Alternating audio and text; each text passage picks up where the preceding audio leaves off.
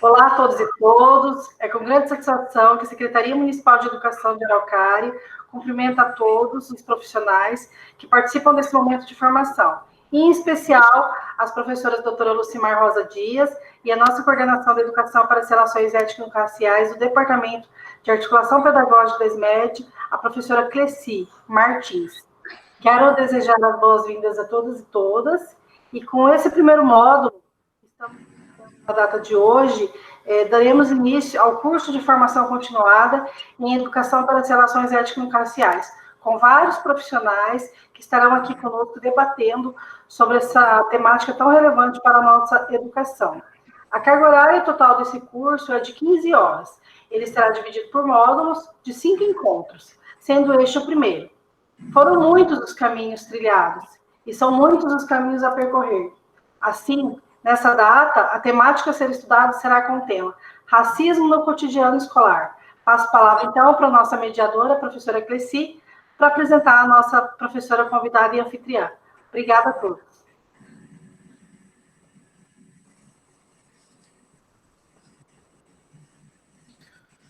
Olá a todos. É uma satisfação estar aqui iniciando mais um módulo de formação, né? Nesse formato que nós estamos nos adaptando. E hoje a gente recebe a professora Lucimar Rosa Dias, que é professora doutora na Universidade Federal do Paraná, né? É coordenadora do Grupo de Estudos EREA, também foi coordenadora do GT de Educação e Relações Étnico-Raciais da ANPED, né? Tem pesquisas na área de educação e relações étnico-raciais, formação de professores, educação infantil, metodologias de trabalho, pensando, né, nas práticas da diversidade étnico-racial e das questões também relacionadas a gênero e raça. Então, é uma satisfação iniciar esse módulo com a professora Lucimar. Prof, pode fazer sua saudação. Bom, eu quero começar agradecendo à Secretaria de Educação de Araucária pelo convite. É uma honra, né, poder abrir um curso com essa importância. É sempre muito importante a formação de professores e professoras na educação para as relações étnico-raciais. E abrindo este curso com você, Cleci, que para mim é uma das referências do Paraná no combate ao racismo, na luta antirracista. Então, eu sou muito feliz e espero que nós possamos fazer uma boa conversa para que todos que nos assistirem possam repensar e pensar novas estratégias de combate ao racismo no cotidiano escolar.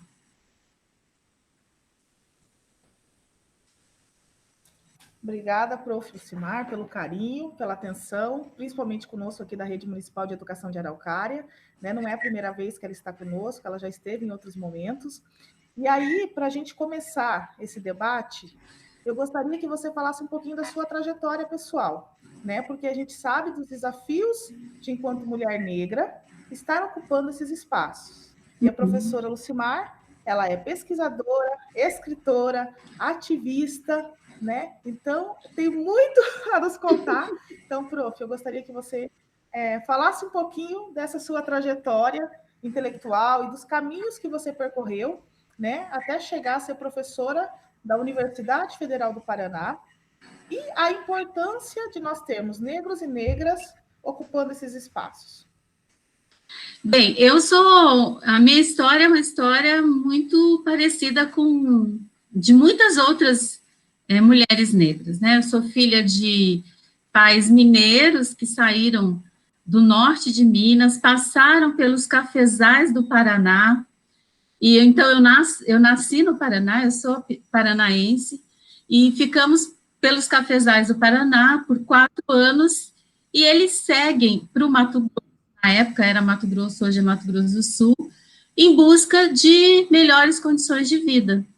Então, eu era, naquele momento, filha da família, e quando chegamos no Mato Grosso do Sul, nasce a mais novinha, e aí a gente se completa, né? Completa a família de 7 crianças com esses pais que vão em busca do sustento e da sobrevivência da sua família. Eu sou a minha família é uma família eu digo que é miscigenada, porque meu pai e minha mãe são pessoas, minha mãe é uma mulher indígena, quem a vê, né, ela tem cabelos lisos, ela é uma mulher indígena, e meu pai é um homem negro, de pele mais clara. Então, eu tenho na família irmãos com fenótipo indígena, irmãos com fenótipo negro, irmãos com fenótipos brancos. Isso é importante dizer, porque eu acho que isso me constitui, né? Constitui a forma como eu penso as relações raciais e como eu fui desenvolvendo a discussão das relações raciais. E só aos 15 anos é que eu me entendo como uma pessoa negra. E a partir da relação que eu estabeleço com a minha mãe, e ela um dia chega para mim e me diz, olha, minha filha, eu estava apaixonada por um menino loiro de olhos azuis, e ela me diz, olha, filha, cuidar, ela nunca tinha falado sobre a questão racial comigo, mas naquele momento ela me diz, cuidado, porque gente como ele não cuida de gente como nós. Foi a primeira vez que eu ouvi essa posição da minha mãe em relação à raça. Isso descortinou para mim um mundo enorme que eu não conhecia, e que eu fui entendendo as coisas que ela fazia para me proteger. Eu até conto isso na minha tese, né? Ela sempre colocou um guardião do meu lado, que foi o meu irmão mais velho, que a gente chama, mais velho que eu, que a gente chama carinhosamente de GG. E quando ela me contou aquilo, eu fiquei me perguntando o que era, né? O que significava aquilo, o que era, por que eu precisava de proteção, o que era gente como nós.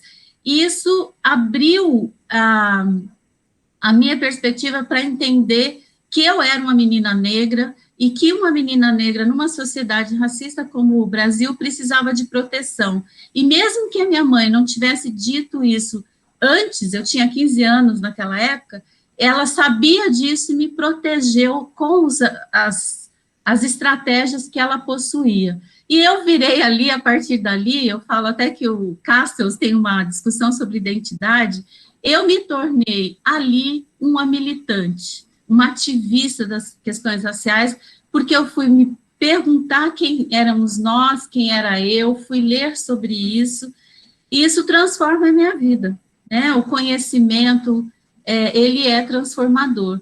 A partir disso, eu fui me envolvendo com questões sobre relações raciais, e por isso me considero, desde então, uma ativista, mas não uma ativista ligada a um movimento formalizado, né? Eu me coloquei no mundo para pensar relações raciais.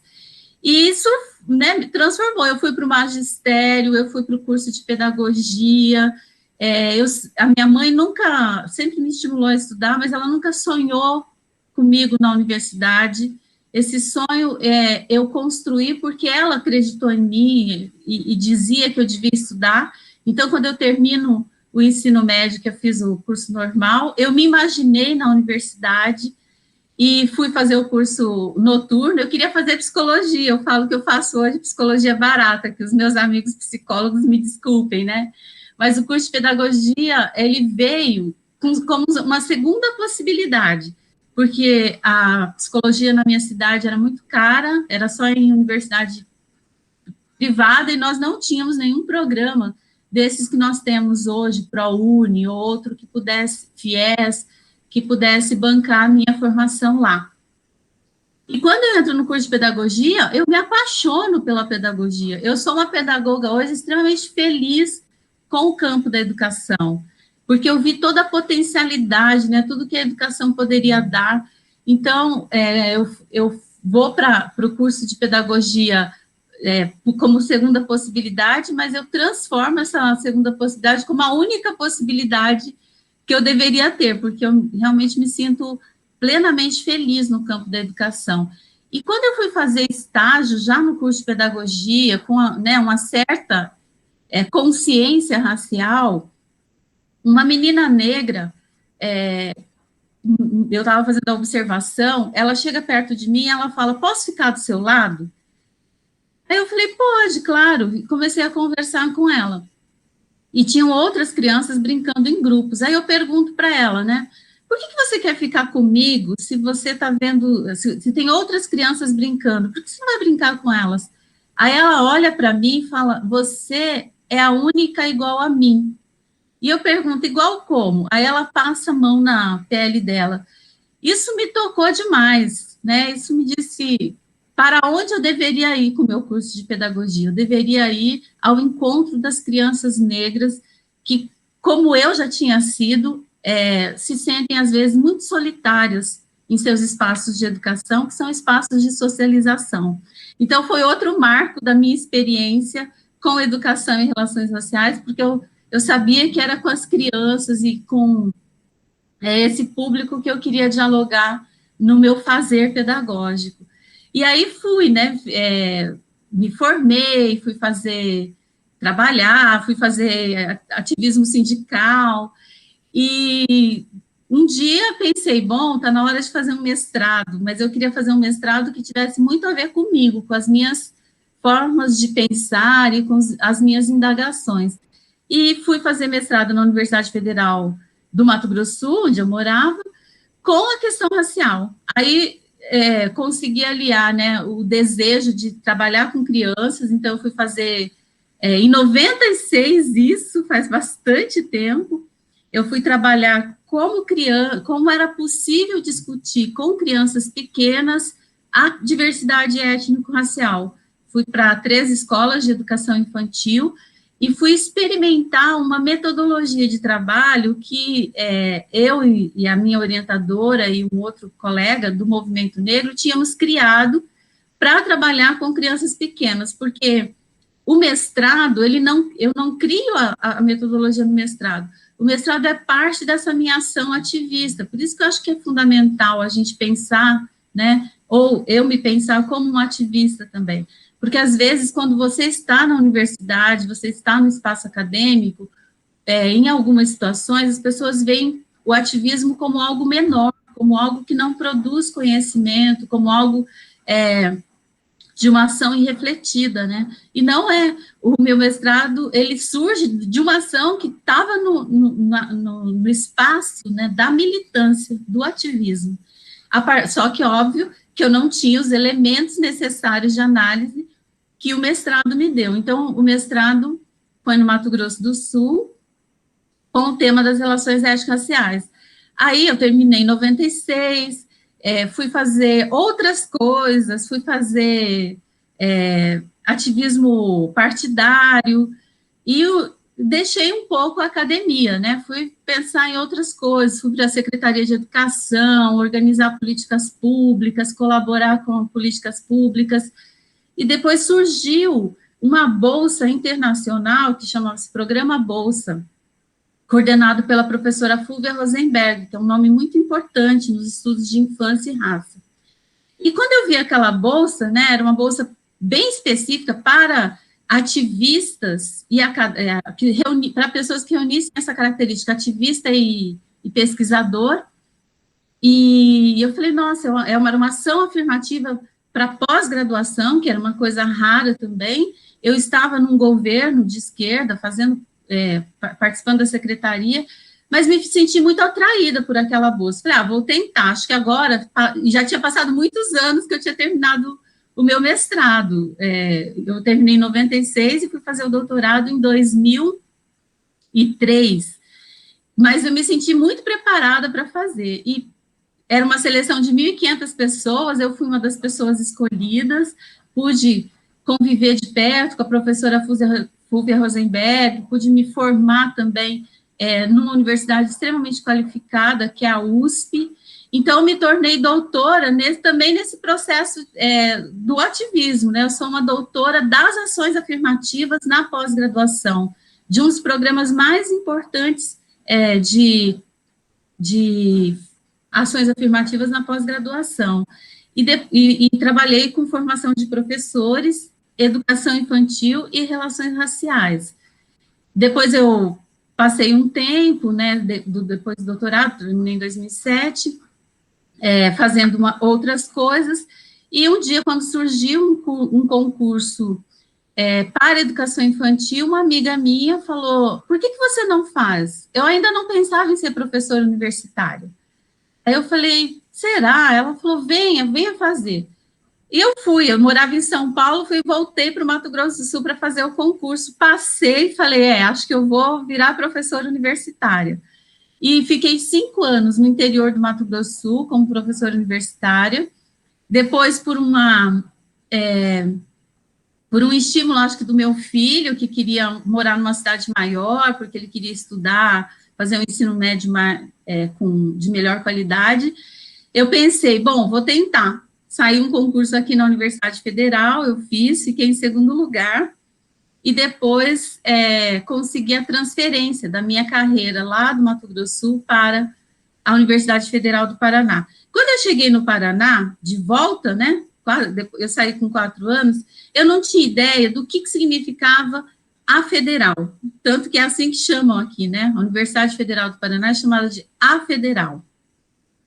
Quando eu vi que a Federal era um lugar absolutamente valorizado pela sociedade paranaense, eu percebi o que é ser uma mulher negra numa universidade quase que totalmente branca e com esse grau de valorização que ela tem, né? É um lugar de extremo privilégio a Universidade Federal, ser da Federal, estar na Federal.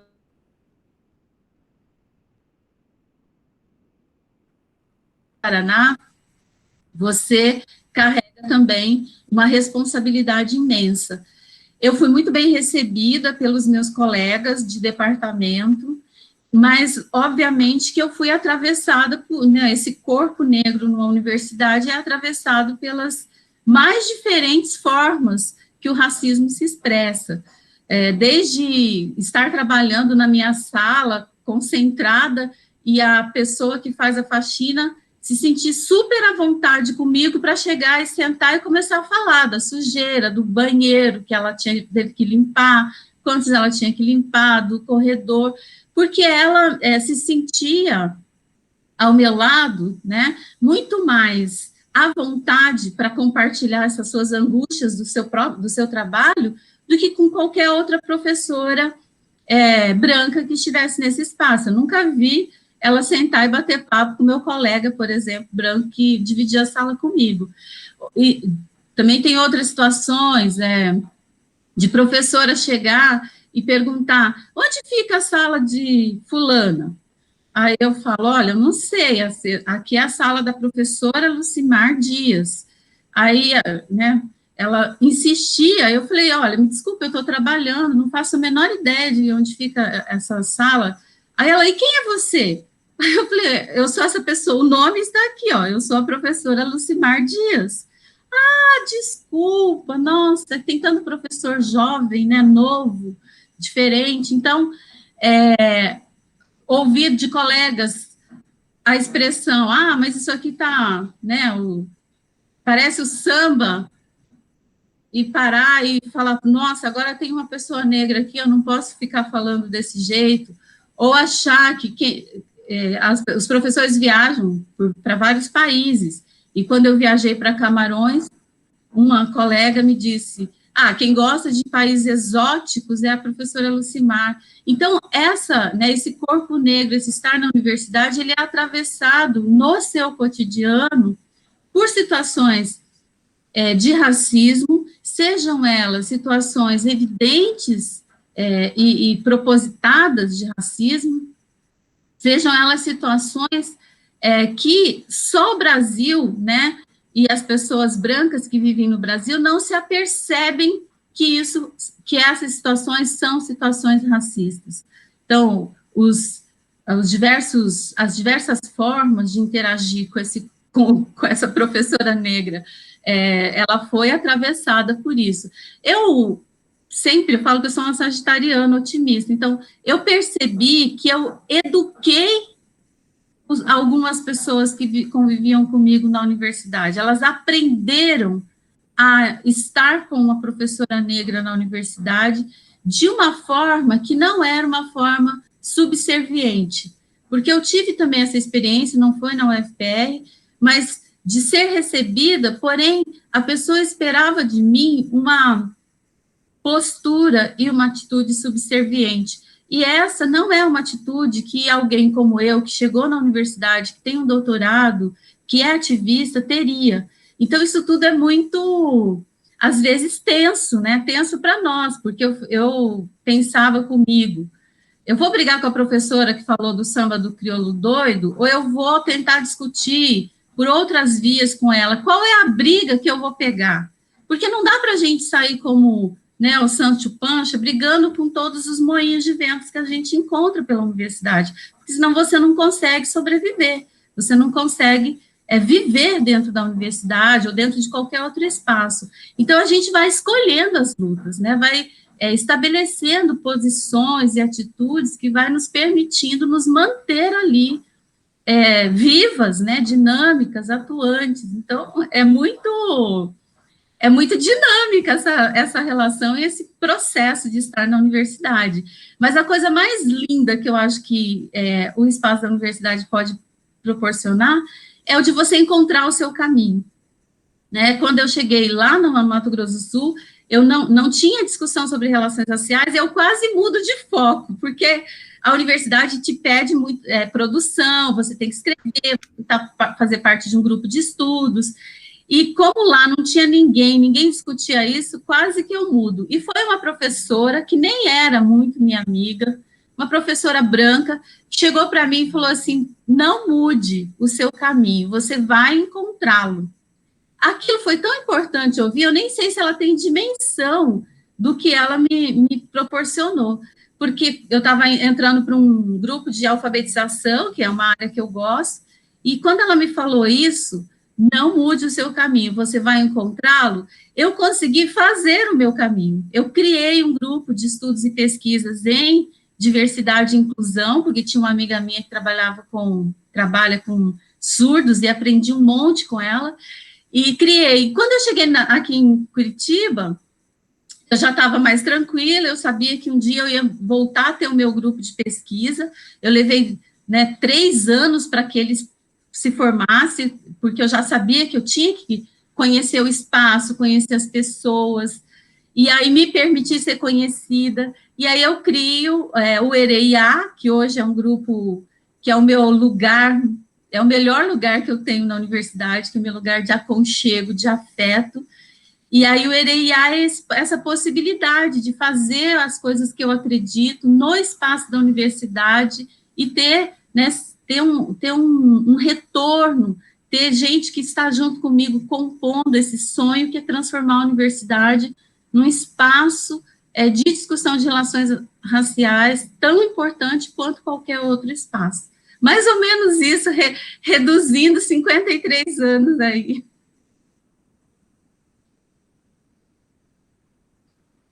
Obrigada, Lu.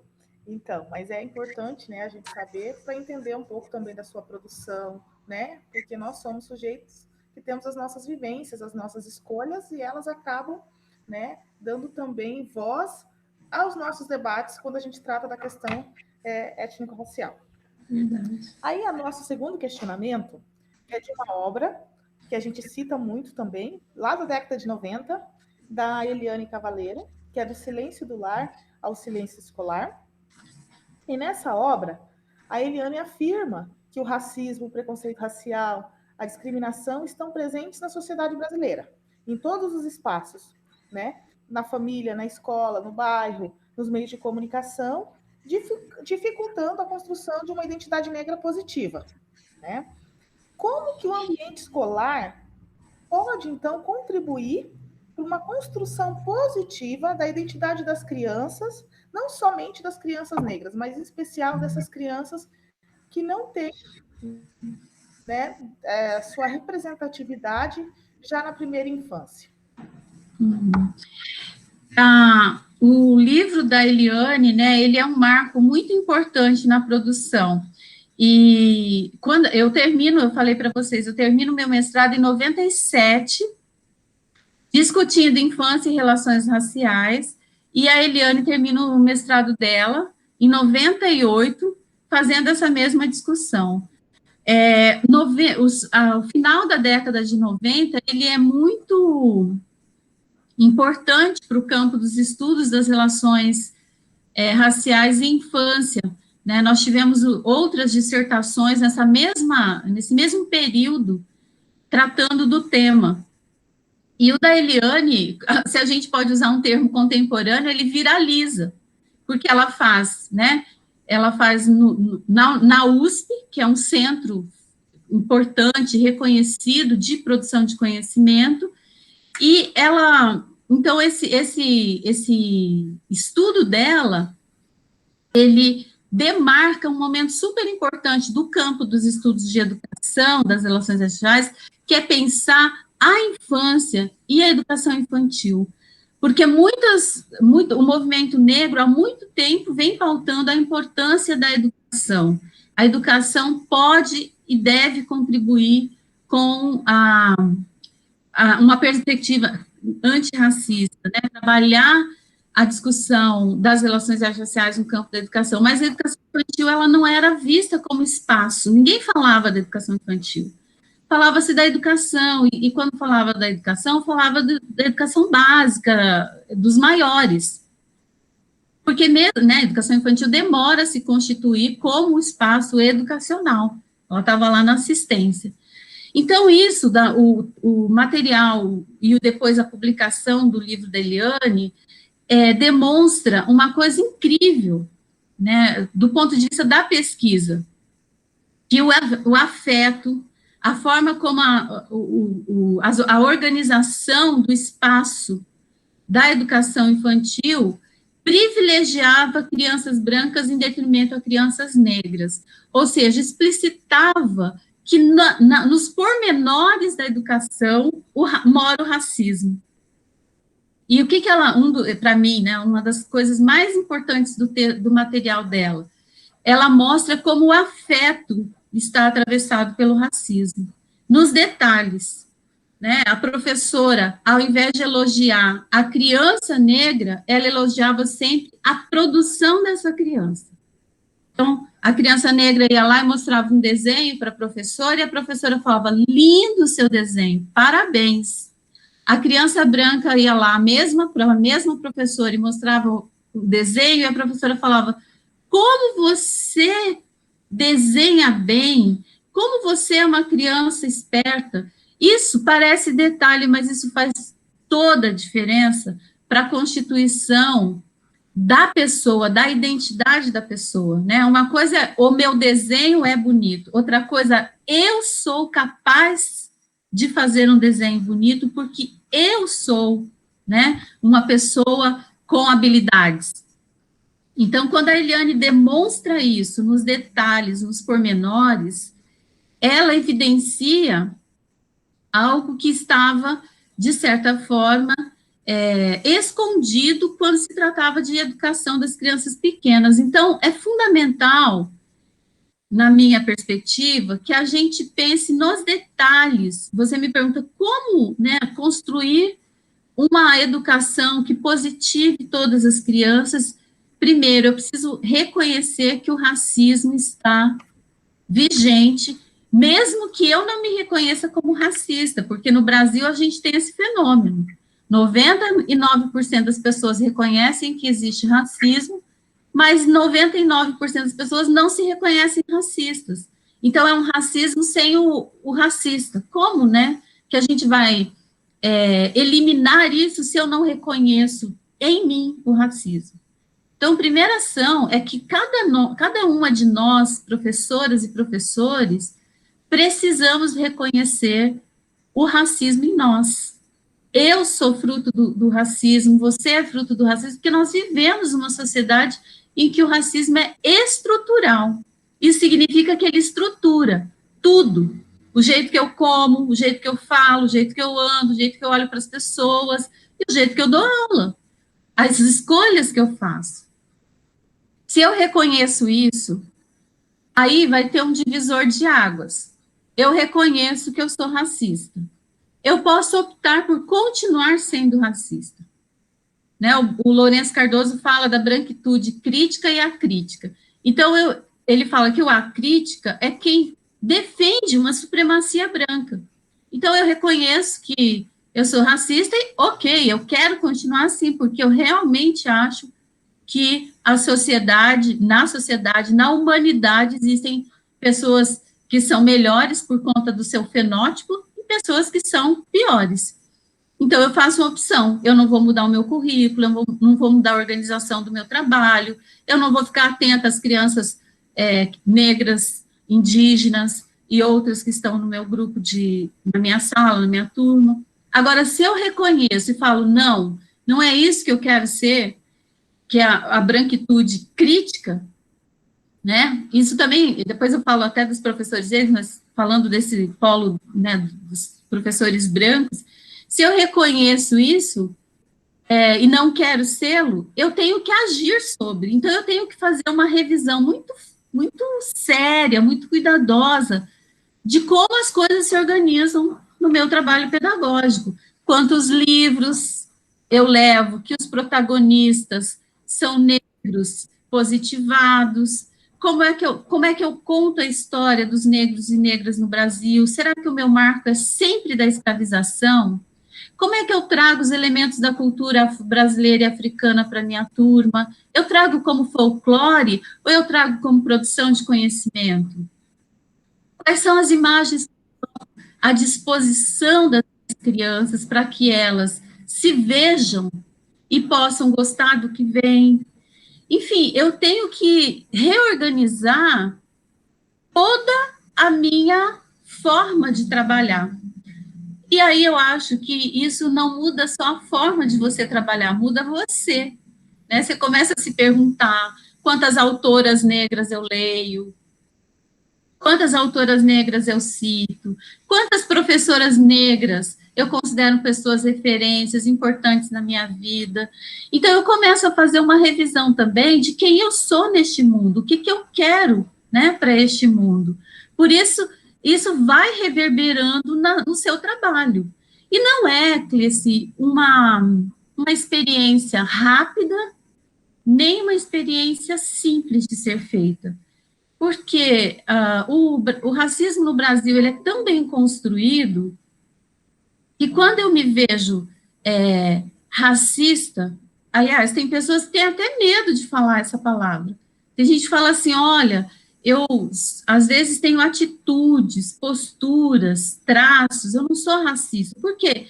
Porque dói mesmo em pessoas brancas que não querem ser. Então, quando a gente faz coisas que nos dói, que nos machuca, a gente não quer fazer, né? A gente quer evitar. Mas se a gente vai evitar, a gente só vai aumentar esse racismo que está presente todos os dias. E o que me mobiliza, o que me faz, né, seguir sempre em frente, porque para nós que somos antirracistas todos os dias, às vezes a gente se sente cansada. Eu lembro da menina que me interpelou quando eu estava na minha formação ainda, devia ser uma menina de 7 anos, sozinha, que a única pessoa que ela viu possível para ficar ao lado dela era uma mulher adulta. Essa menina nunca mais saiu da minha cabeça. E se nós pensarmos, vai ter sempre uma menina, um menino que vai nos fazer, que vai nos mobilizar a agir sobre isso, agir sobre o racismo brasileiro, agir sobre o que nós, professores e professoras, podemos fazer. Nós não podemos tudo, mas nós podemos muito, né? Me lembrou até aquela música, nós podemos mais. Eu fui referência de alunas, de alunos, de crianças, e sei que todas nós somos, então eu quero ser a referência da professora antirracista, da pessoa que esteve com ela e que pôde contribuir para que as crianças negras não sofressem e que as crianças brancas não fossem racistas. Essa eu acho que é a grande contribuição, e a gente pode fazer isso nos detalhes, no livro que eu escolho, na forma como eu trato as religiões de matriz africana, na forma como eu escolho quem vai para espaços protagonistas no ambiente escolar. Eu tenho visto, por exemplo, pessoas bem intencionadas nas equipes multidisciplinares, na época trazendo elementos da cultura negra focados na escravização, colocando crianças em peças teatrais como escravizados, apanhando de um feitor como se isso fosse, né, uma posição antirracista. Então, a gente precisa ficar atento. O que é que produz, né, uma resistência? O que é que produz uma perspectiva positiva? Não é muito difícil a gente identificar isso. É fácil. É só a gente pensar, se eu estivesse nesse lugar, como é que eu me sentiria? A alteridade é parte da educação antirracista. Qualquer pessoa que tem condições de produzir, né, um pensamento de alteridade, ele vai conseguir acertar muito mais do que errar numa ação antirracista.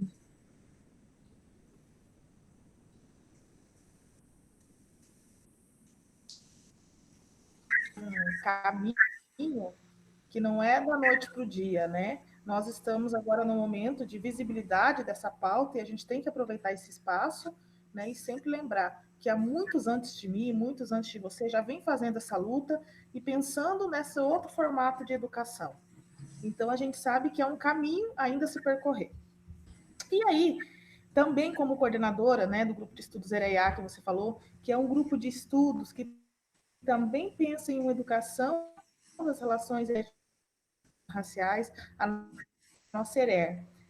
Alguns dos nossos que estão nos assistindo não ainda entendem essa prática da equipe ERER, que aqui em Araucária nós temos a equipe para a educação das relações étnico-raciais, né?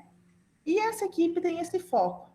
Então, para aqueles que estão nos assistindo e ainda desconhecem esse trabalho, fala um pouquinho para nós sobre a proposta da ERER, né, no que ela consiste e quais que são os nossos princípios e objetivos na luta por essa educação antirracista.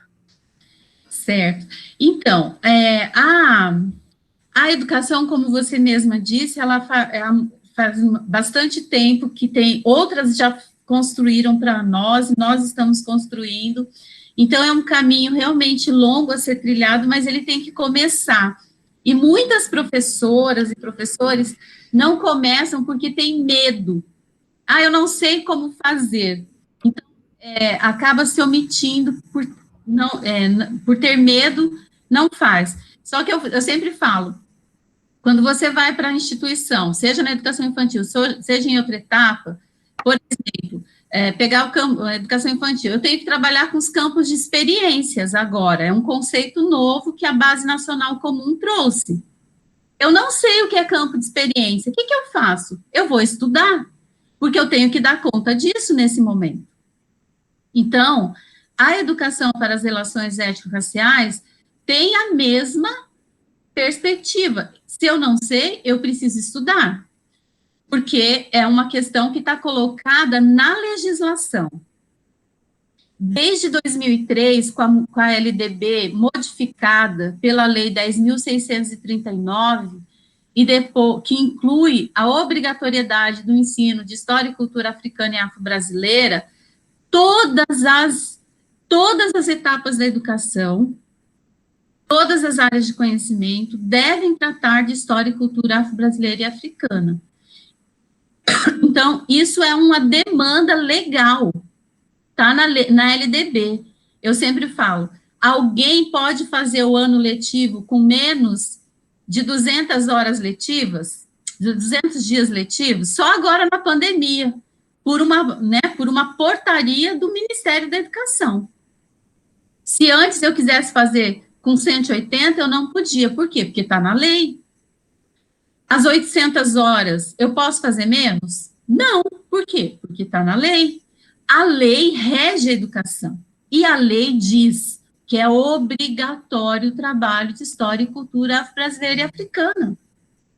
Então, não é uma questão de eu gosto ou não gosto, eu tenho de fazer. Quando surge a lei fala de História e Cultura Afro-Brasileira e Africana. Aí veio o parecer, que é uma diretriz, né, que explica melhor, porque se você for lá na LDB, no artigo 26A, ele tem 3 linhas. Ele é curtinho. Quando vem as diretrizes, pelo parecer de 2004, ele vem explicando o que é, então, trabalhar com a história e cultura afro-brasileira e africana. E nós precisamos ler o parecer, que é fantástico, feito pela professora Petronília, uma das dos maiores nomes da educação em relações raciais no Brasil. Lá no parecer está explicado qual é a perspectiva. Quando eu falei para vocês, então, se eu quero trabalhar com a educação das relações étnico-raciais e pego só o marco da escravização, e pior, pego o marco da escravização e o foco numa ideia de negros subservientes, que aceitaram a escravização. Eu não estou fazendo eu não estou fazendo educação para as relações étnico-raciais. Por quê? Porque a Lucimar inventou isso? Não, porque no parecer está dito qual é a perspectiva de Herer, qual é a perspectiva da educação das relações étnico-raciais. E a perspectiva não é trabalhar o negro a partir da subserviência, é trabalhar a história e cultura afro-brasileira a partir da resistência, da emancipação. Então, eu preciso ler o parecer. O parecer é um documento muito importante. Eu tenho uma orientanda, quer dizer, né? Mas orientanda para sempre, a gente adota, eu não quero largar nenhuma das minhas. A Liliana Coutinho, ela é advogada e ela estudou justamente o parecer a partir dessa concepção da lei. E ela explicita exatamente o que é que parecer diz como princípio legal, como determinação legal para ser trabalhado. E nós do EREIA, vou mostrar para vocês, nós publicamos um livro, no primeiro seminário que nós realizamos no ano passado, foi uma atividade linda, maravilhosa, e o nosso livro, ele abre com o texto, exatamente o texto que está explicando o que é Educação das Relações Étnico-Raciais, escrito pela Sara Pereira e por mim. Aliás, no parecer, ele fala de reeducação.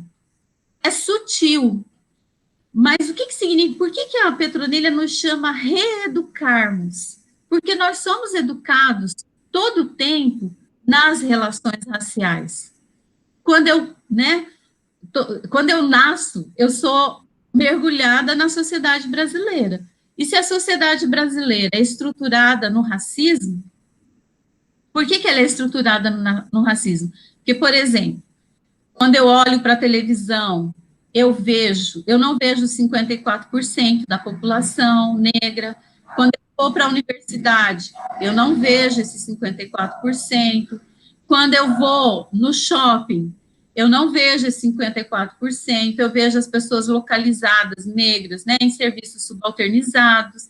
Eu vou construindo uma ideia sobre o que é ser negro na sociedade brasileira. Então, a Petro, desculpa, a gente intimamente chama ela de Petro, né? A Petronilha, a professora Petronilha, ela chama a gente para pensar na reeducação. Que educação é essa que a gente quer fazer para as relações étnico-raciais? Então, esse texto é muito bacana, um texto curtinho. Depois, caso a Cleci tenha interesse, eu posso fazer digitalizar para enviar para vocês, porque é um texto muito importante para localizar a gente nisso, o que é educar para as relações étnico-raciais. Aí, na discussão do nosso grupo, nós fomos tirando quais seriam os princípios dessa educação, que está aqui no texto, né? Então, educar para as relações étnico-raciais é produzir uma educação antirracista. Aí, esse conceito também agora, ele se espraiou, né? Tem uma frase da Angela Davis que fala que é preciso ser mais do que, né, não racista, é preciso ser antirracista, e a gente precisa dizer o que significa, então, esse conceito, o que é ser antirracista? Na perspectiva da educação das relações étnico-raciais, é pensar, reafirmar o compromisso político dessa educação. Então, eu, quando me posiciono de forma antirracista, eu me posiciono politicamente, veja que eu não estou falando partidariamente, eu estou falando politicamente em favor de uma educação que possibilite a todos e todas se encontrarem na educação. Portanto, eu preciso rever o meu currículo, eu preciso repensar o que está ali, mesmo que ele esteja já no livro didático. Há muitos livros didáticos que reproduzem o racismo. Agora, nesse momento que a gente está vivendo, né, uma disputa de concepção, por exemplo, o movimento Escola Sem Partido, ele diz que é um absurdo que o livro didático traga alguma menção aos direitos das comunidades quilombolas de terem suas terras. E diz que quando a gente coloca isso no livro didático, nós estamos sendo ideológicos. Ora, mas o que é, né, a ideologia? A ideologia é um conjunto de ideias, de pensamento sobre determinadas questões. Então, quando o movimento defende que não pode ter isso no livro, ele também está defendendo uma ideologia sobre o que deve ter no livro. Então, é uma reafirmação do compromisso político, né? Uma educação antirracista. É uma educação que se sustenta na alteridade. Quando a gente fala em Curitiba, quando a gente fala no Paraná, que é um estado majoritariamente branco, nós somos 27%, é o mais negro do Sul, mas se nós pensarmos em termos de população brasileira, Curitiba e Araucária, enfim, o Paraná, é um estado branco. Então, se eu parto do princípio que eu só vou trabalhar numa perspectiva antirracista, da educação para as relações étnico-raciais, se eu tenho uma pessoa negra na minha sala, talvez eu não trabalhe, porque eu nem vou ver, né, algumas pessoas aqui no Sul, né, de modo geral, que são negras, elas têm a pele muito mais clara do que pessoas negras da Bahia. Então, tem professores que nem veem os negros que estão na sala dele. Por quê? Porque quando ele vai pensar em uma pessoa negra, ele vai pensar numa pessoa negra da Bahia, e não na pessoa negra do Paraná.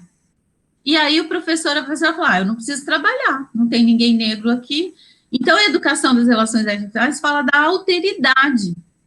Eu não preciso ter uma pessoa negra para trabalhar a questão racial na sala. Por quê? Porque isso não é uma questão para as pessoas negras, é uma questão para todos. E eu diria especialmente para brancos, que precisam se reeducar nas relações étnico-raciais, porque foram educados e são educados numa sociedade que diz, né, que raça é para negros e não para brancos, como se os brancos não tivessem raça. Quando a gente fala, aqui muito, em Curitiba, muito forte a festa das etnias. Aí você vai ver as etnias, você vê, né, etnias muito ligadas a determinados grupos, que são grupos brancos, poloneses, italianos. Então, se existe a festa das etnias, porque existe também raça branca, porque os brancos também devem ser racializados.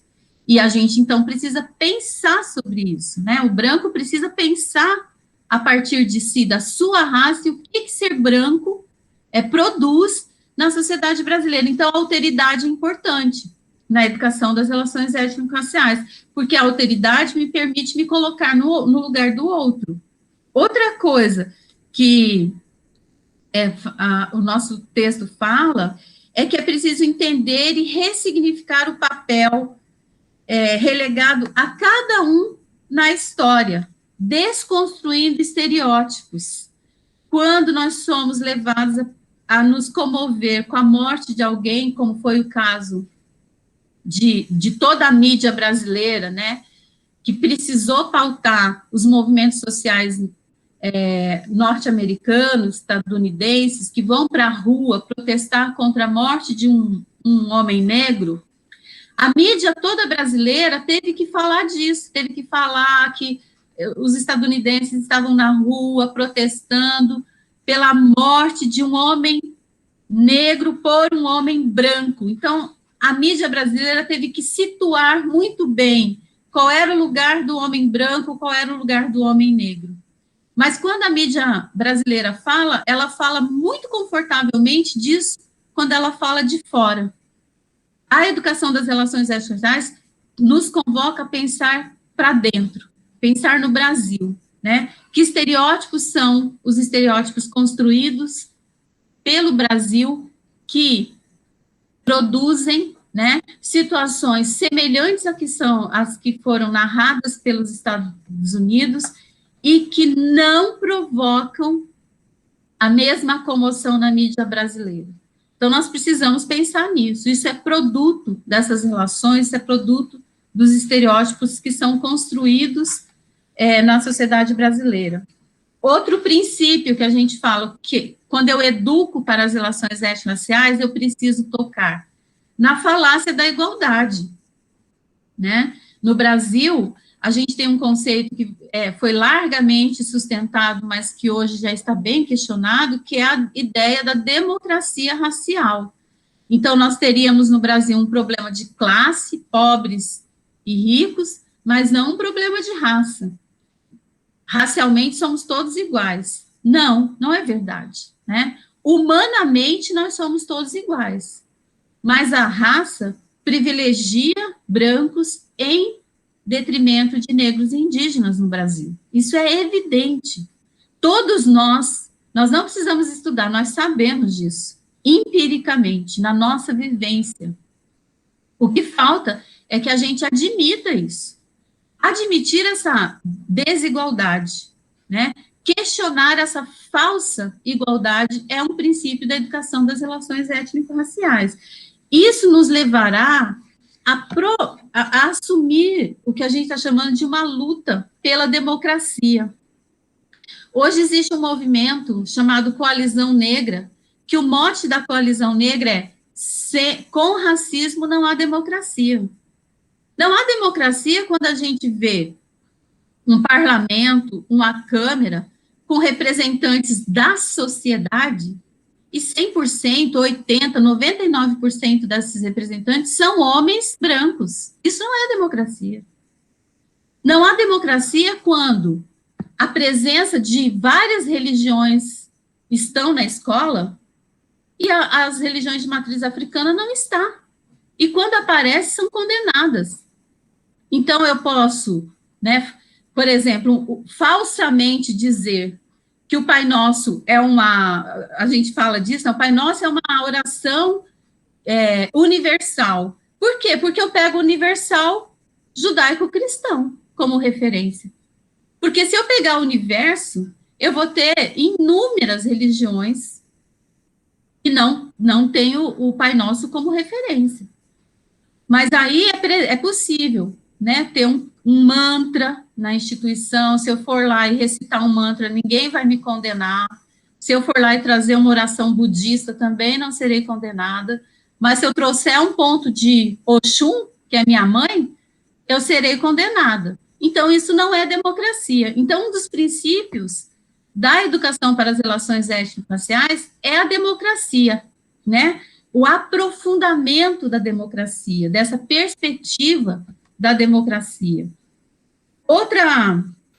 Outro princípio que nós tiramos deixa eu ver aqui,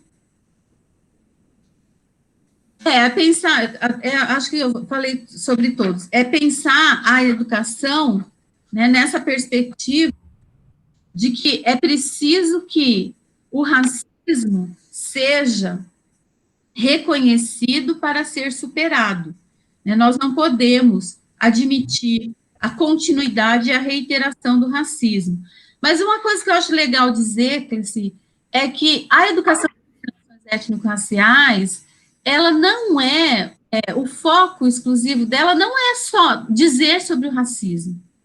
É muito mais que isso. É dizer sobre o repertório cultural de conhecimento que as populações negras trouxeram e traz para o Brasil.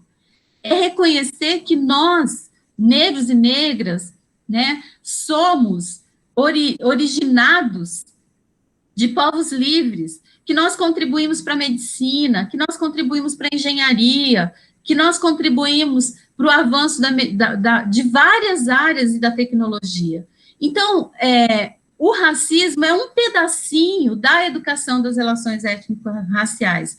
Educar para as relações étnico-raciais é prover a educação, seja escolar, seja fora dela, porque a educação para as relações étnico-raciais não atinge só o espaço da escola, ela atinge também os outros espaços sociais, e é trazer uma outra narrativa dos povos, das populações negras e africanas, afro-brasileiras e africanas.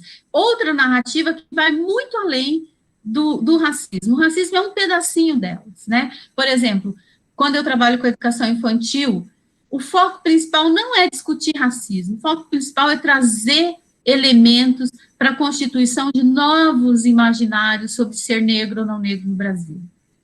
A literatura é uma fonte preciosíssima disso. Mas as outras áreas de conhecimento também, a história, a química, a filosofia, nós temos tantos filósofos negros que são hoje possíveis de serem acessados, que trazem elementos para pensar a vida, né? A população negra, ela contribui, eu estou focando aqui na população negra, porque a população indígena, provavelmente terão outra pessoa para falar, elas contribuem para pensar a vida. O conhecimento produzido por essas populações nos ajuda a pensar a vida, tanto quanto outros grupos populacionais. Lá no parecer, a Petrô também fala isso. Não se trata de inverter o foco. Se hoje nós temos um foco centrado no eurocentrismo, nós não estamos defendendo um foco centrado no afrocentrismo. Nós estamos dizendo que esses campos de conhecimento são importantes e precisam estar no processo da educação. E isso acontece em cada detalhe da educação que a gente produz. Cada detalhe. Por exemplo, língua portuguesa, eu vou ler poesias. Alguém já levou Evaristo, né, Conceição Evaristo para ler para os seus alunos? Eu não preciso dizer, hoje eu vou trabalhar contra o racismo, vamos ler Conceição Evaristo. Não! Você vai elencar os poetas importantes para que sejam lidos, e Conceição Evaristo estará lá. Você vai elencar romancistas para ler, e estará lá romancistas negros. Isso é educar para as relações étnico-raciais numa perspectiva antirracista, né? Não é só ficar batendo no racismo. Lógico que quando for preciso e necessário, você vai focar no racismo. Principalmente para os maiores, eles precisam dominar os conceitos, mas não é a única forma de trabalhar a educação das relações étnico-raciais. Ela é muito mais ampla, ela requer que você repense todo o currículo, e a partir disso você vá construindo novos imaginários, novas referências teóricas, metodológicas, de pensamento com os seus alunos e alunas. Isso é trabalhar com a educação das relações étnico-raciais. Não sei se eu me estendi demais na resposta.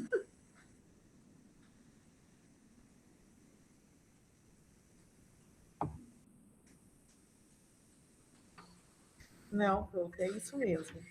E aí, em vários momentos, né, a gente tem falado aqui dos não negros, né, desse papel também nessa luta antirracista e desenvolvimento dessa proposta. E aí eu vou ler um trechinho aqui de uma produção da Lia Weiner, que é lá de 2014, que vai trabalhar com a questão dos estudos críticos da branquitude. Eu vou ler um trechinho, e aí no final eu queria que você falasse sobre um pouquinho essa área de conhecimento que a gente vem, né, vendo algumas produções também nesse sentido, e da importância dessa área para as questões relacionadas ao ERE. No Brasil contemporâneo, a criação de ações afirmativas para a população negra brasileira trouxe à tona antigos questionamentos sobre a formação do povo brasileiro e novas perguntas acerca das identidades raciais, tais como quem é branco e quem é negro. Sobre essa questão, encontramos em diferentes áreas das ciências humanas trabalhos que visam compreender quem é o negro brasileiro. No entanto, quase não nos perguntamos sobre quem é o branco e o que é ser branco no Brasil. Poucos trabalhos foram feitos com o intuito de descrever e compreender a experiência e construções cotidianas do próprio sujeito branco como pessoa racializada. Aí eu queria que você falasse um pouquinho sobre isso, né, e essa área que se denomina, acho que branquitude, estudos da branquitude crítica, né? E também tem ganhado espaço nas produções do Gerer. É verdade. Uma área muito importante que a nossa precursora de estudos de branquitude no Brasil é a Cida Bento, que a gente chama carinhosamente Cida Bento, né, Aparecida da Silva Bento, que coordena um centro importantíssimo de estudos e pesquisas de relações raciais, que é o CERT. Então, desde, acho que final também dos anos 90, a Cida Bento tem trazido a discussão da branquitude no Brasil. E foi um movimento que nasce nos Estados Unidos, né, de pessoas brancas que passaram a teorizar sobre o que é ser branco. Já, como a gente já falou aqui em alguns momentos, há uma produção significativa que pensa o que é ser negro no Brasil. Nós temos o Guerreiro, que é um sociólogo importantíssimo. Quando a gente fala do que é educar para as relações étnico-raciais, né? Por exemplo, ninguém estuda na sociologia esse sociólogo. E ele, lá né, há bastante tempo, ele não usava o conceito de branquitude, mas ele usou o conceito de brancura, né, para dizer que existe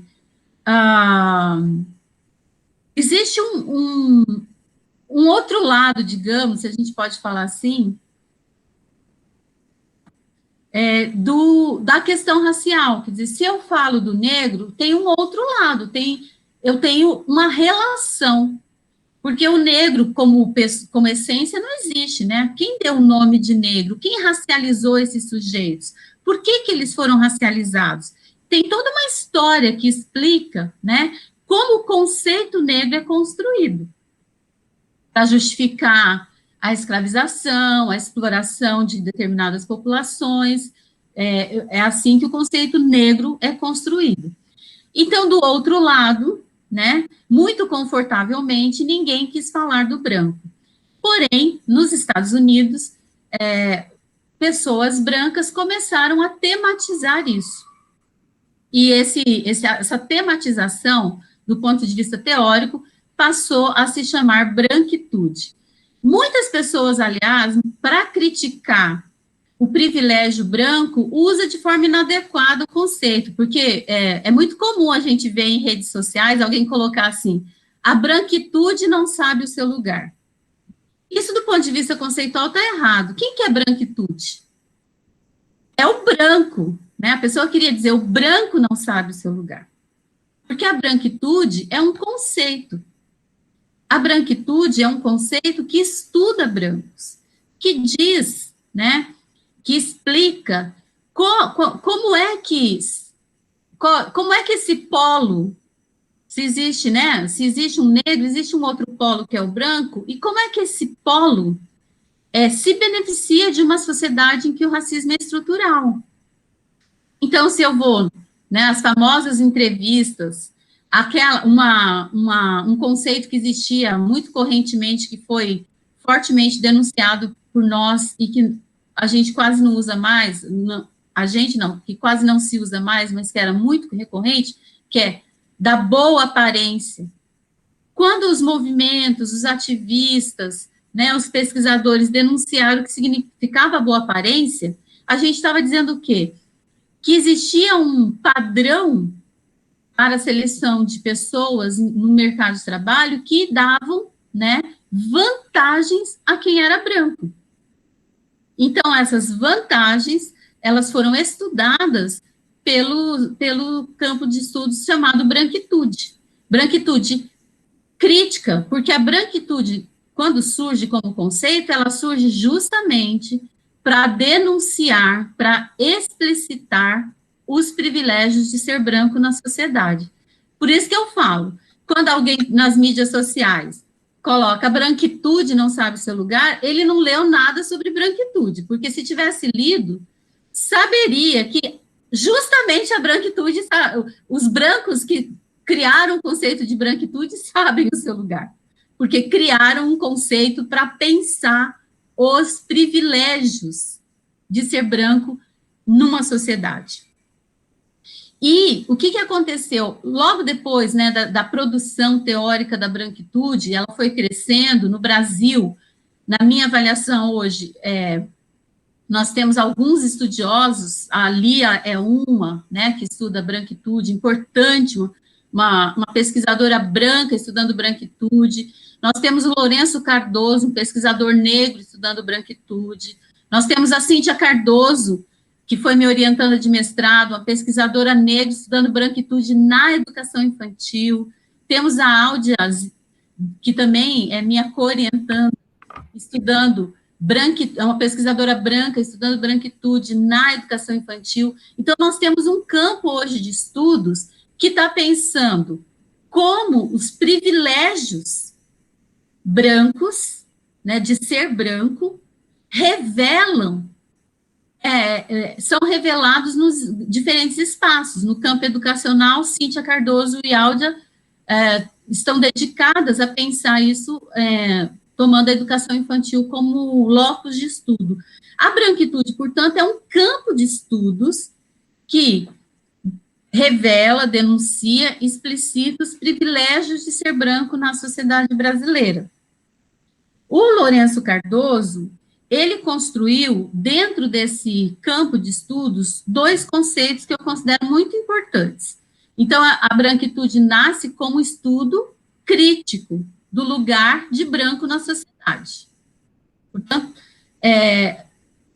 a sua origem já é crítica. Porém, o que o Lourenço vai conseguindo levantar nos seus estudos, ele tem acompanhado, né, a discussão muito detalhadamente, ele é um estudioso, Lourenço Cardoso, um estudioso do campo, ele vai detectando, ele vai identificando manifestações de branquitude. O que ele consegue, o que ele mostra para a gente num texto muito importante? E para ele existe uma branquitude que ele chama de acrítica e uma branquitude que ele chama de crítica. E qual é a diferenciação que ele faz? Então, vejam bem, os estudos nascem como críticos. Ninguém produziu estudos de branquitude defendendo que era bom ser branco, parabéns, vamos continuar assim. Não, os estudos de branquitude, eles nascem como críticos aos privilégios de ser branco numa sociedade estruturada pelo racismo.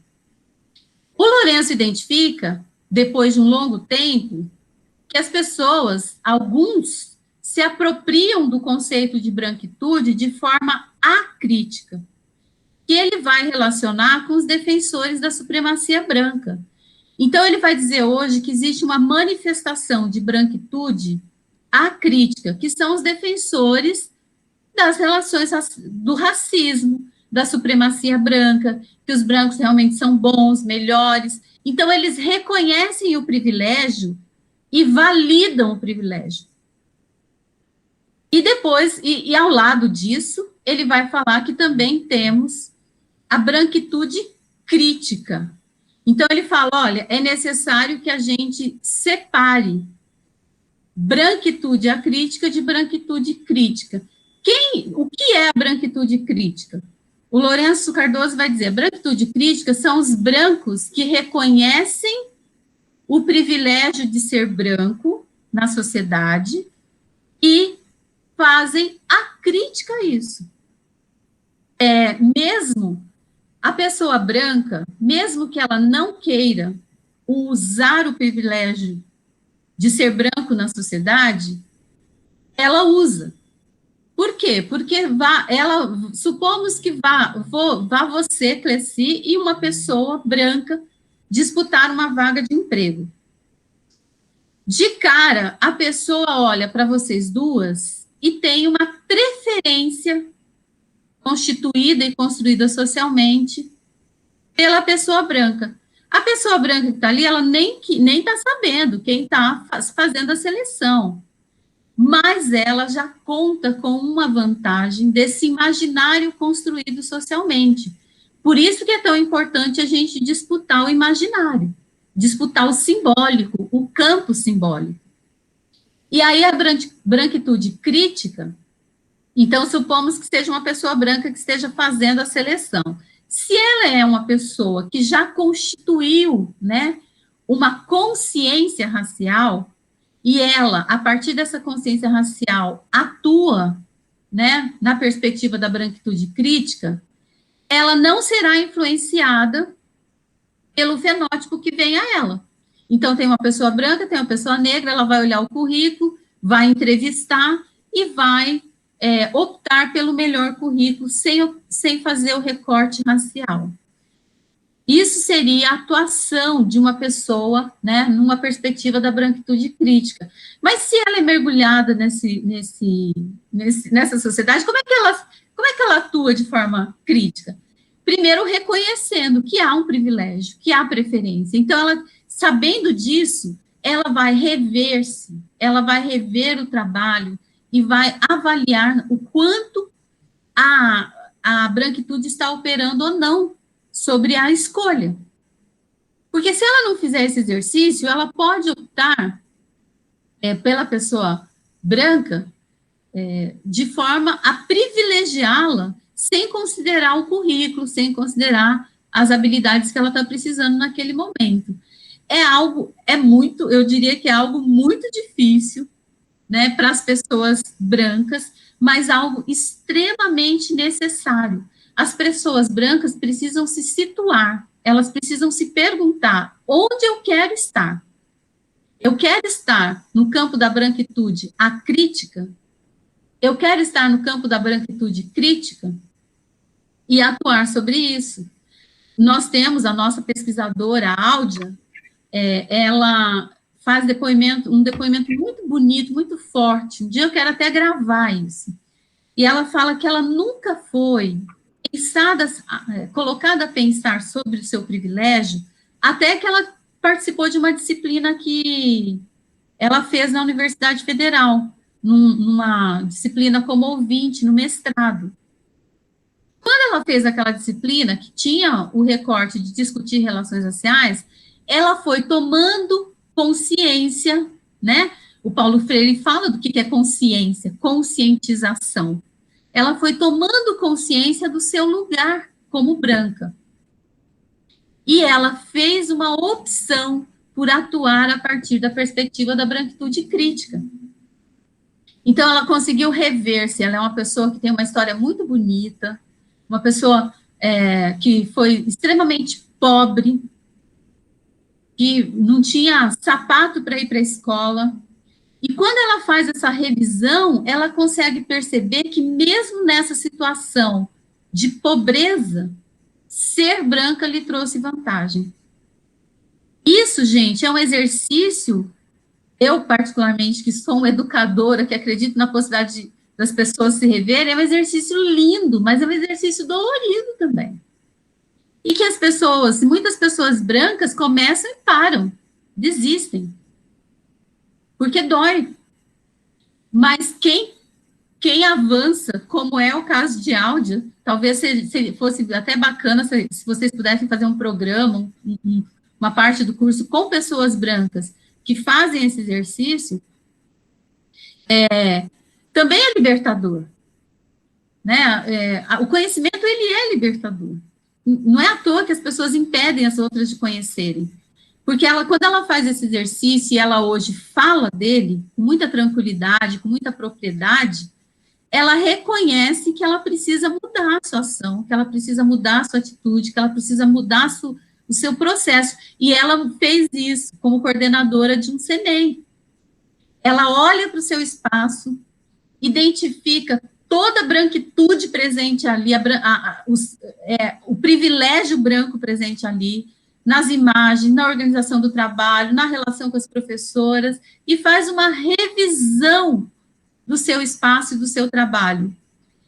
E tem um outro conceito que a gente fala, né? E questiona a branquitude normativa naquele espaço, e revê o espaço. Então, esse conceito de branquitude é um conceito muito importante para a educação das relações étnico-raciais, porque ele muda o foco. Ele tira só a responsabilidade, o pensar sobre o negro, e passa a colocar o pensar sobre o branco. o que é que brancos podem e devem fazer sobre o racismo estrutural. Porque o racismo estrutural não funciona sem este outro polo. E para que este outro polo possa, né, produzir novas relações, novas interações, ele precisa pensar-se. Então, eu acho que é um conceito, talvez Cíntia Cardoso e Áudia possam fazer um momento com vocês, importantíssimo, para que a gente possa pensar, especialmente, Cleci, pensando no Paraná, né, no sul do Brasil, que é uma região predominantemente branca, e que tem muita gente confortável sem pensar sobre os seus privilégios. Às vezes, não por maldade, propositadamente. Aí muitas pessoas da militância negra vão ficar bravas comigo, mas eu e Áudia queremos desenvolver um conceito que está no meio do que o Lourenço Cardoso desenvolveu. Ele falou da branquitude crítica, da branquitude acrítica, e nós encontramos um outro sujeito que está no meio, que por enquanto a gente está chamando, não é um bom nome, mas é o nome que a gente encontrou, que a gente está chamando de branquitude ingênua, que é alguém, como é o caso da Audi, como eu já tive outras professoras brancas falando, que não percebem este lugar de privilégio. Para negros que sofrem todo dia o racismo, dá raiva, é quase, né, quando é do movimento, você fica, como que é possível viver e não perceber que está sendo privilegiado? É possível, gente. O racismo estrutural consegue produzir esse tipo de ausência de consciência. Por isso que funciona tão bem. Nós temos negros que não percebem o racismo. Então, nós, quando somos, e eu estou falando aqui para vocês do lugar de professora, de pesquisadora, né?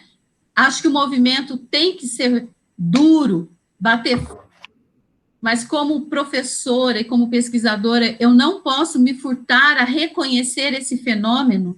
Ele existe, né, para negros que não reconhecem o racismo, e ele existe para brancos. E nós estamos querendo desenvolver este conceito, esse meio aí, porque eu acho que à medida em que a gente ouve pessoas brancas que fizeram essa revisão e que conseguem, a partir daí, fazer o salto para a branquitude crítica, vai nos ajudar a trabalhar com muitos professores e professoras brancas que não se veem no lugar, né, da branquitude acrítica, ou seja, da reiteração da supremacia branca, mas a gente precisa pegar, por isso que pesquisa é fantástico, a gente precisa pegar, né, esmiuçar os movimentos que produzem essa consciência e esse salto para a branquitude crítica, porque a educação das relações étnico-raciais não vai se realizar somente com as pessoas negras,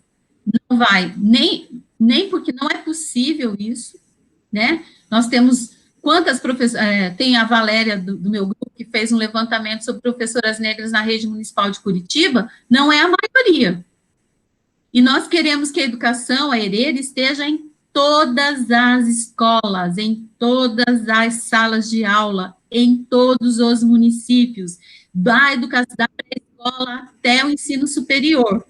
Bom, não faremos isso só com professores negros e negras. Então, professores brancos e brancas, professoras, precisam estar conosco. Como? Lendo, estudando, discutindo, refletindo, assumindo o seu lugar, né? E tem muito material, gente. Material é o que tem. Não vai faltar para vocês que querem, né?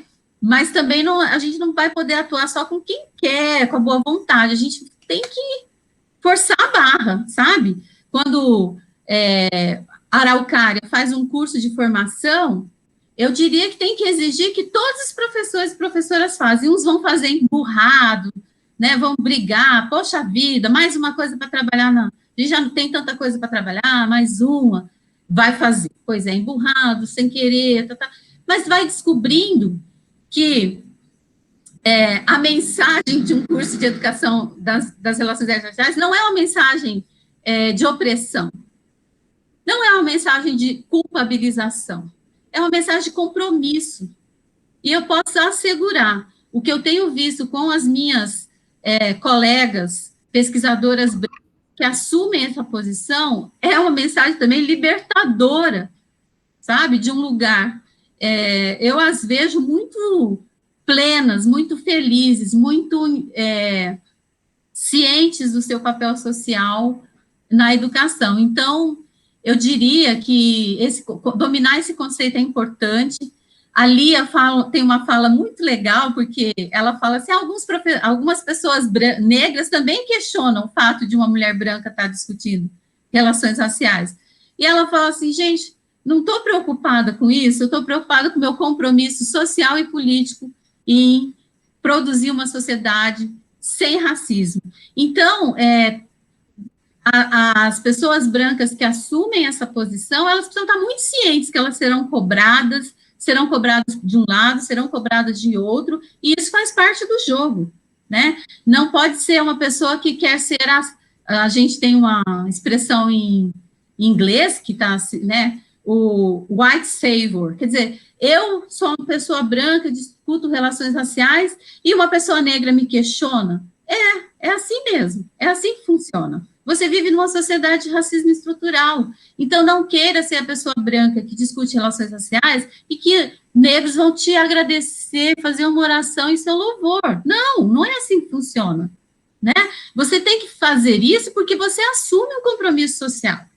Não porque você quer ser agora a pessoa, né, que nós todos negros e negras vamos render o amém. Não é assim que funciona.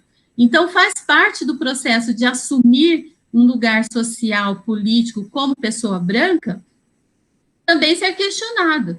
Porque o que a gente vê é assim, né? Não é o caso da Áudia, não é o caso de muitas que eu conheço, mas já vi também pessoas brancas que ficam muito chateadas porque uma outra pessoa negra questionou essa sua posição, esse seu lugar. Vamos em frente, como Lia, né, enfrentou, diga, olha, essa é a minha posição política diante do mundo, esse é um compromisso que eu assumi, e isso vai colocar você, algumas vezes, em xeque, mas faz parte do processo, né, faz parte desse fazer que a gente assume juntas, né, homens e mulheres, negros e brancos, por uma sociedade em que pessoas como o Miguel não morram no elevador, gente. Eu acho que esse é um compromisso nosso, né? A gente precisa assumir esse compromisso.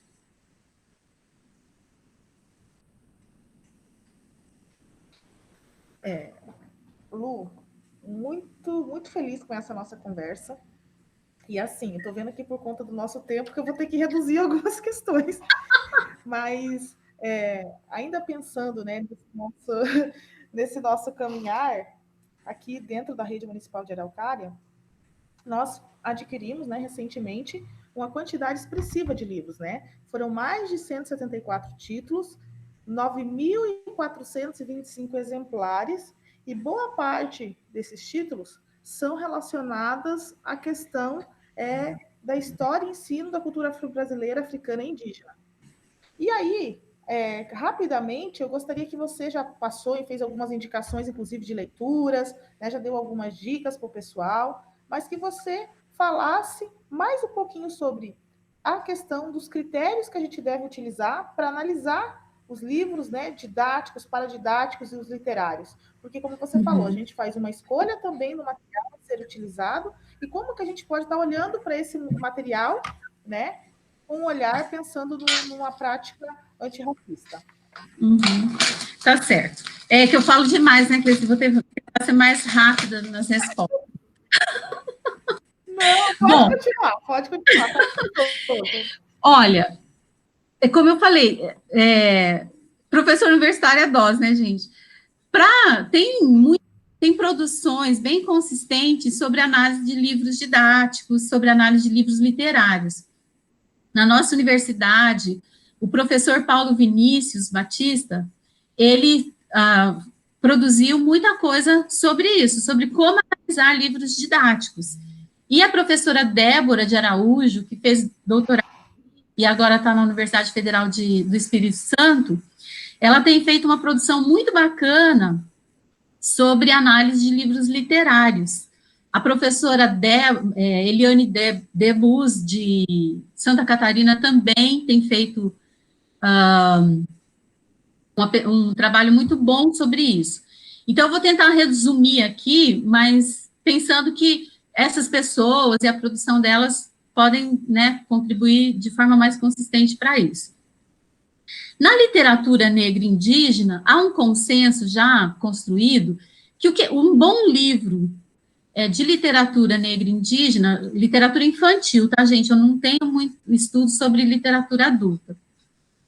São livros que trazem, né, boas representações imagéticas, porque a gente tem um problema também, às vezes o texto é bom, mas a representação do personagem, a ilustração não é boa, então a gente tem que tomar cuidado. E aí o professor pode perguntar, mas o que é uma boa representação imagética? Ora, é uma representação bonita, é fácil a gente olhar para uma representação de personagem negro e ver que aquele personagem está feio. Tem uma boca estereotipada, tem um rosto estereotipado, não é difícil a gente reconhecer beleza, né? O ser humano já está treinado para reconhecer beleza. Então, isso é importante, a gente ter boas imagens imagéticas que valorizem os personagens, além das boas histórias. Outra coisa que já está consensuado, o que é uma boa história? O que é pôr um personagem negro protagonista? Tem muita gente, diz que de boas intenções o inferno está cheio, né? Tem muito livro com boas intenções que são péssimos. Por quê? Porque quando coloca o personagem, esse personagem, ele aparece subalternizado por um outro personagem branco, então o branco é que é o inteligente, o branco é que ajuda aquele personagem a sair daquele conflito, o branco é que, na verdade, resolve o problema, que é o conceito lá do white savior. O bom livro de literatura é o livro que traz o personagem negro de forma valorizada, que traz a cultura afro-brasileira e africana a partir de um viés emancipatório. O que é isso? É trazer de forma bela, né, de forma valorizada, para usar um conceito que estão usando muito agora, empoderada. Então, nós temos muitos livros. No meu grupo de pesquisa, a gente tem a Sara Pereira, que estuda literatura infantil. Ela fez uma lista, Cleci, que depois eu posso também te passar, sobre bons livros nesses aspectos, né, que a gente está trazendo aqui, de literatura infantil. Sobre livros didáticos,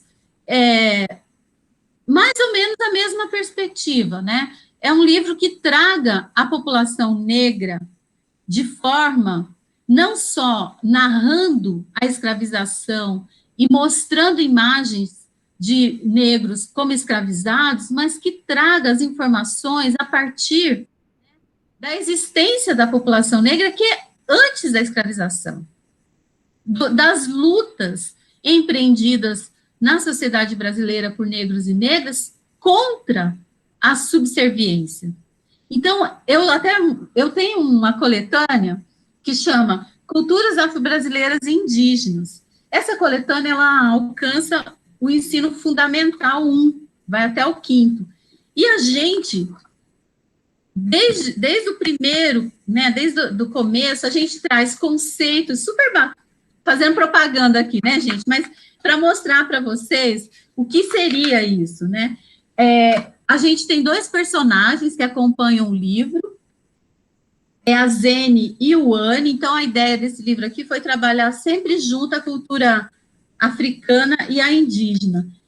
E eles vão mostrando como, contando a história, né, que é a história do Brasil, essa é a proposição, a partir dessa perspectiva de uma produção de população negra e indígena valorizada. Então, olha a unidade 3 do livro 1.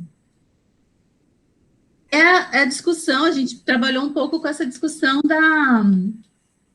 da história do Brasil. Então, negros e indígenas olhando para o barco, aí vem a discussão do continente africano, mas sempre numa perspectiva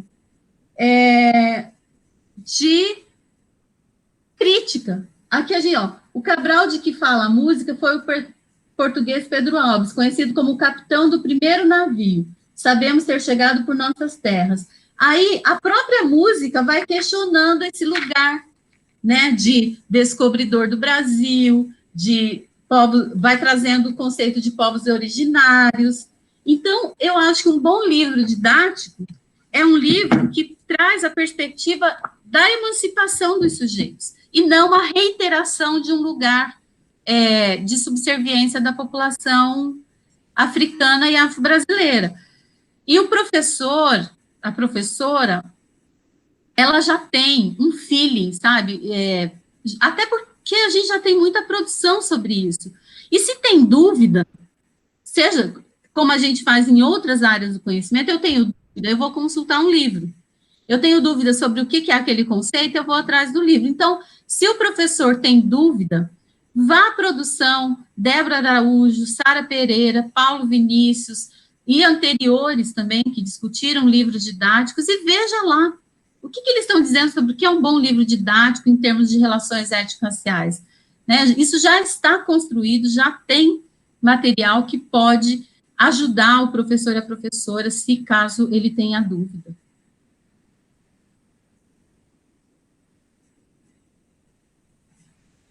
Obrigada, Lu, pelas dicas. Gostei do material, só de ver você manipulando aí, já fica mais uma indicação para a nossa secretária, né? Na próxima licitação, quem sabe a gente consiga. A gente vai sonhando, né? Pode falar. Não, eu queria dizer, esqueci de falar isso. Parabenizar também a secretaria, porque os sistemas de educação, eles devem se responsabilizar, né, pelo trabalho. E como é que é a responsabilização de um sistema de educação? É dando formação de professores, mas também comprando material, adquirindo material para que o professor possa utilizar, né? Então, a rede municipal de Belo Horizonte fez por vários anos, eles chamaram de Biblioteca Afro-Brasileira, e a rede de São Paulo, do município de São Paulo também. Que é isso? É adquirindo livros, materiais, no meu caso, da educação infantil, brinquedos, bonecas.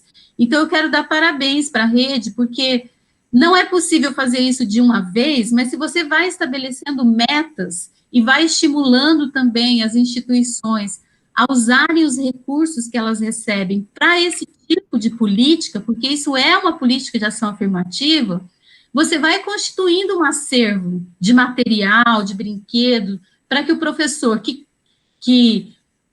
acha que não tem o material e por isso não trabalha, não tem mais esse argumento, né? Porque o material está lá. Então, isso é muito importante, sabe? Essa ação que a secretaria fez, e eu espero que ela continue fazendo, porque precisa e tem muito material a ser adquirido. Isso. Inclusive, 2 dos seus livros também já estão na minha lista de desejos da licitação, né? Então, a Lu é escritora e a gente precisa também fazer essa aquisição. E agora, né, eu gostaria também, Lu, que você falou já do caso do Miguel, né? Mas enquanto profissionais de educação, os casos que envolveram questões raciais na morte do menino João Pedro, de 14 anos, lá no Rio de Janeiro, e do menino Miguel, de 5 anos, no Recife, né? Eles também contribuíram, de certa forma, infelizmente, para dar visibilidade para a pauta racial no Brasil nos últimos tempos. Então, por favor, faça aí uma consideração sobre isso, para que nós também possamos pensar enquanto educadores e educadoras, profissionais de educação, né, como que a gente deve olhar para esses casos, né, que essas crianças foram vítimas. E também pensar que isso não acontece só no Recife, só no Rio de Janeiro. Muitas vezes acontece do nosso lado e a gente não faz esse olhar. Nossa, Cleci, o João Pedro, eu fiquei afetada, mas não sei, o do Miguel, eu não consigo, até falando com você assim, toda vez que eu falo, eu tenho vontade de chorar, eu fico muito afetada. Não sei se é porque eu trabalho com as crianças pequenas, mas ou se dá crueldade, né? Porque a gente sabe como é fácil a gente poder distrair uma criança, aconchegá-la, né? Acolhê-la. Então, a negligência ali, ela foi tão brutal, e eu não consigo esquecer que a pessoa apertou um botão para levar a criança para o alto, sendo que ela tinha que vir para o térreo, né? Então, ali tem muitos elementos que mostram por que a gente diz que vidas negras importam, né? Porque tem muita gente questionando, mas não é óbvio que vidas negras importam? Não é óbvio, gente. Não é óbvio. Porque quando o João Pedro, ele é tirado de dentro da sua casa, né? Seu corpo é levado pela polícia, e só muito tempo depois a família tem informação. O que permite que esses dois fenômenos aconteçam, né, nessa sociedade, sem que isso cause um tumulto? É o racismo. Os dois casos, eles são emblemáticos para nos mostrar o que é, quando a gente fala, porque às vezes a gente repete como um mantra que o racismo é estrutural, mas os dois exemplos mostram como é estrutural. Porque nós temos um menino dentro de casa, com seus amigos, num momento de pandemia que a gente está dizendo, a televisão e todos os meios de comunicação estão dizendo o quê? Se puder, fique em casa. Então, o João Pedro estava dentro de casa com seus amigos. Ele não estava na rua, ele não estava num bar, ele não estava em nenhum outro lugar que as pessoas podem usar como desculpa. Ah, mas ele estava ali. Não, ele estava dentro de casa. E o seu corpo foi levado sem que a família soubesse onde ele estava. E o caso do Miguel uma criança chora querendo a mãe, uma pessoa permite que uma criança de 5 anos vá ao elevador sozinha, mas é mais que isso. Ela aperta um botão. Ninguém faria isso num bairro. A gente está vendo como a polícia sabe se comportar quando ela está diante da classe média branca. Ela é gentil, ela cumpre as normas que ela deve cumprir. No caso das crianças negras, é a violência que impera. Então, quando a violência impera, ela expressa esse racismo brutal que nós temos denunciado há muito tempo. Mas os dois casos, eles revelam, explicitam, né? Eles dão substância a isso que nós estamos o tempo todo dizendo que não dá mais, que basta, que vidas negras importam. Os dois casos são emblemáticos nesse sentido. Eu vi a filhinha do Floyd, lá dos Estados Unidos, dizendo que, nossa, meu pai mudou a história. Ela estava até numa expressão feliz, assim, dizendo, meu pai construiu, né, foi um marco, ela não fala foi um marco história, ela fala, meu pai mudou a história. Então, foi tão forte ouvir aquilo da menina, que ela é uma menina, acho que de uns 5, 6 anos.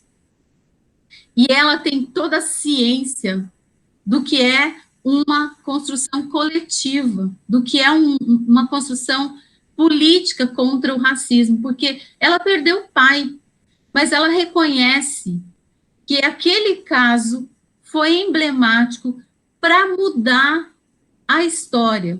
Certamente os Estados Unidos não é mais o mesmo.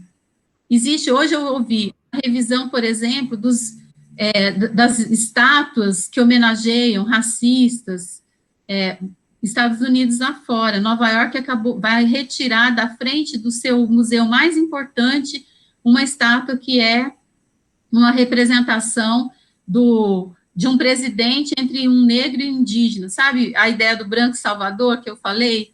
Essa estátua é um pouco essa representação. Eles vão tirar. Eu não me lembro, infelizmente, o nome da filha do Floyd, mas ela diz isso, meu pai mudou a história.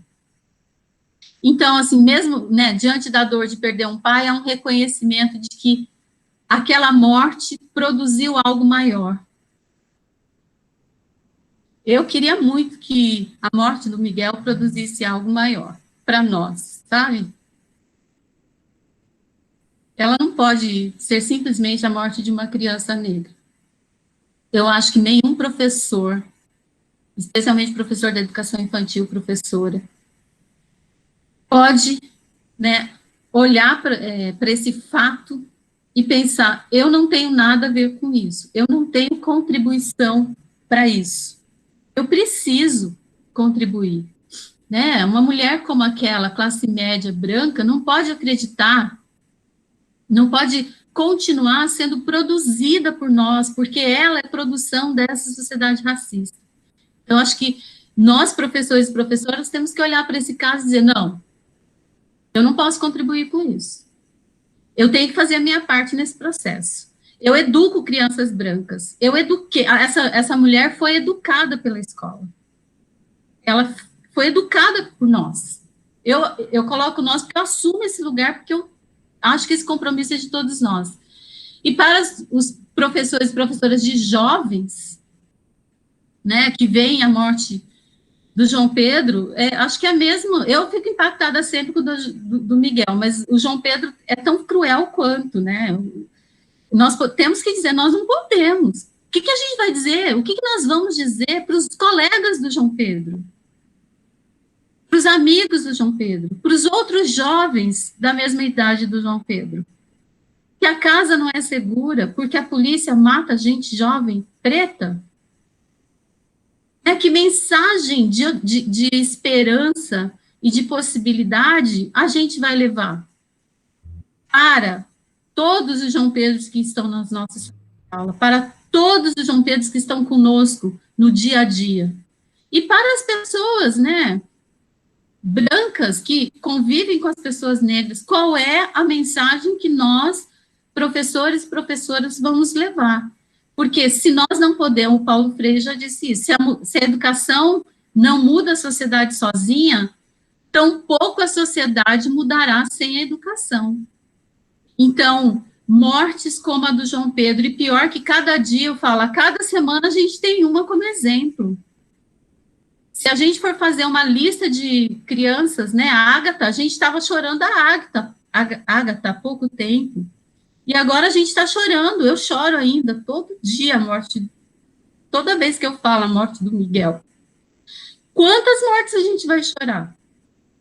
Qual é o papel dos professores e professoras? Porque se a gente achar que nós não temos nada a ver com isso, me desculpe, nós não merecemos o título de professores, de professoras, de educadores.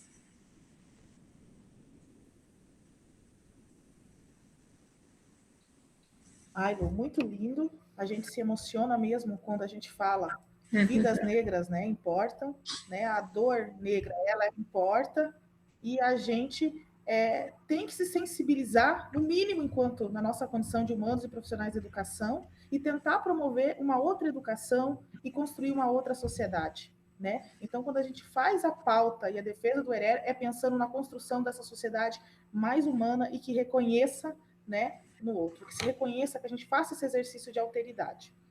E aí, assim, ainda nesse contexto atual, eu acho que é interessante, né, a gente agora finalizar e pensar nessa proposta de uma educação antirracista para o enfrentamento dessas propostas educativas emergenciais provocadas pelo ensino à distância que tem surgido no contexto da pandemia.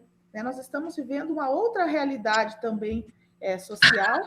E quais medidas e ações que a gente pode promover nesse momento que tanta coisa está acontecendo no mundo, né? Como as que a gente acabou de sensibilizar agora, e o que a gente pode fazer nesse momento de pandemia e que a gente sabe que também que muitas vezes essas propostas podem gerar novos níveis de desigualdade no cenário da educação.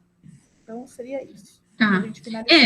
Eu acho que a pandemia, como muitos têm dito, ela escancarou, explicitou as desigualdades do Brasil, né? Enquanto pessoas podem e estão acessando a partir das tecnologias que possuem em casa, muitas coisas, cursos, podem acessar as aulas, etc. A gente tem muitas outras que não podem acessar, e muitas outras, porque educar, a gente fala, né, a cultura escolar, o hábito de estudo, é uma luta, né? Nós temos as populações mais empobrecidas, quando elas veem que a desigualdade social, ela só aumenta e só se reproduz, a gente precisa convencer os nossos jovens, as nossas crianças pobres, que estudar é importante. A educação não é natural, a educação é construída, socialmente construída. Então, nós temos essa luta, né, por convencê-los a estudar, que estudar é importante. As nossas aulas não são lá grande coisa, do ponto de vista de serem animadoras, dinâmicas. A gente ainda tem muito da educação bancária, que o Paulo Freire fala. Então, as nossas aulas, às vezes, são meras repetições do livro didático, de todo mundo sentado, de todo mundo um atrás do outro, olhando o professor falar. Eu acho que esse momento serve para pensar, para todos nós pensarmos também que educação a gente quer depois da pandemia, porque a gente está falando muito, né, que essa pandemia tem que servir para nós crescermos como humanidade, e ela tem que ajudar a gente a crescer como professor e professora também, né, pensar que tipo de aula eu dou, como é que eu vejo esse meu aluno, se ele é visto como alguém que também tem o que contribuir, ou se ele é um mero receptáculo de informações. E muitas das aulas que eu tenho visto a partir da tecnologia, elas são também a reprodução dessa relação que a gente estabelece. Eu acho que, assim, a pandemia serve para a gente pensar muita coisa em relação à educação, especialmente isso. Quem sou eu como professor e professora, quem é o meu aluno, né? E na volta, Cleci, que a gente ainda nem sabe como vai ser, mas vai ser um desafio tanto, né? Se a gente voltar igualzinho a gente saiu, colocando os nossos alunos um atrás do outro, e passando o exercício, pedindo para eles ficarem quietos, nós não aprendemos nada, né? A gente não terá aprendido nada com esse processo. Porque as crianças, elas terão muitas coisas para nos dizer, os jovens, como eles viveram isso, como é que foi enfrentar ficar tanto tempo em casa, ou correndo. Eu tenho um colega que falou, meu filho não quer nem ver a televisão, ele fica o tempo todo soltando pipa. Se a gente não pegar esses exemplos, né, dessa criança que ficou o tempo todo soltando pipa, o que ela aprendeu com isso, o que foi ou não a ausência da escola, nós não estaremos dando um salto na educação, nós não estaremos revendo os processos educacionais.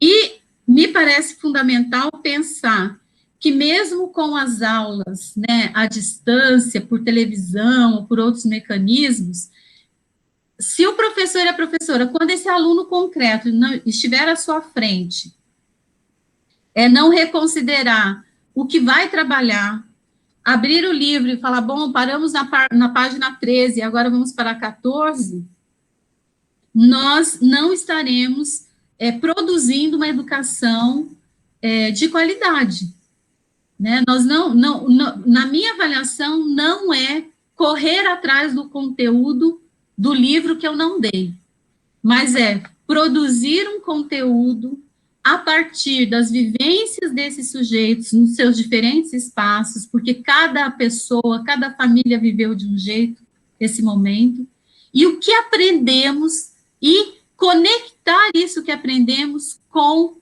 os conteúdos necessários que estão presentes nas propostas curriculares, nos livros didáticos. Esse, para mim, é um grande desafio que os professores, especialmente do ensino fundamental, né, 1 e 2 e médio, têm para fazer. Porque na educação infantil, né, a gente sabe que a função da educação infantil é a ludicidade, o brincar e educar, então, me parece que será muito mais, eu espero, muito mais tranquila essa volta. Mas para a educação básica 1 e 2, ensino fundamental, meu medo é que o professor e a professora queira tirar o atraso e não saiba reconhecer o potencial dessas experiências que foram vividas como experiências educativas, como experiências de aprendizagem, e conectar essas experiências com os conteúdos que estão propostos para serem trabalhados. Então, Lu, muito obrigada pela sua participação, né, pela sua disponibilidade, pelo carinho com a Rede aqui Municipal de Educação de Araucária. Então, você é uma das mulheres que eu acho que inspiram não somente a mim, mas muitas outras mulheres, né, a fazer esse trabalho de uma educação antirracista. Então, muito obrigada pela sua disponibilidade e vou deixar aí uns minutinhos para você fazer as suas considerações finais. Bom, eu quero agradecer novamente a possibilidade, né, de participar de uma formação. Eu tenho trabalhado muito com formação de professores, então, saber que a Araucária, né, acolhe um projeto de formação em educação das relações étnico-raciais é muito alentador. Nós sabemos que a universidade inicial tem uma tarefa, mas a formação continuada também, né, tem uma tarefa importante, e eu fico bem feliz em saber que você está aí, que você é uma pessoa que pode contribuir imensamente com o tema e que isso é acolhido, né, por uma Secretaria de Educação. Dizer para as professoras e professoras que estamos juntas nesse processo, nós vamos caminhar, isso é uma construção coletiva, e eu queria terminar lendo uma poesia da Conceição Evaristo. Vou terminar com ela, então, tá? Chama assim: Apesar das acontecências do banzo. Apesar das acontecências do banzo, há de nos restar a crença na precisão de viver e a sapiente leitura das entrefalhas da linha vida. Apesar de, uma fé há de nos afiançar de que, mesmo estando nós entre rochas, não haverá pedra a nos entupir o caminho. Das acontecências do banzo, a pesar sobre nós, há de nos aprumar a coragem. Murros em ponta de faca valem, afiam os nossos desejos, neutralizando o corte da lâmina. Das acontecências do banzo, brotará em nós o abraço à vida, e seguiremos nossas rotas de sal e mel, por entre salmos, axés e aleluias. Parabéns, Lu. Obrigada pelo poema, pela reflexão. Né? Esperamos contar com você em outros momentos, né? E que possa ser ao vivo. Tá? Então, muito obrigada. Agradecer também a secretaria, né? O trabalho que a secretária vem desenvolvendo em prol das questões étnico-raciais no município, dando essa possibilidade da gente ter esse tipo de formação. Né? E agradecer o Kleber, o Ricardo, as nossas colegas que estão e vão fazer a tradução em Libras, né? Para que a gente também possa pensar também uma educação mais inclusiva. Tá bom? Então, obrigada e até mais.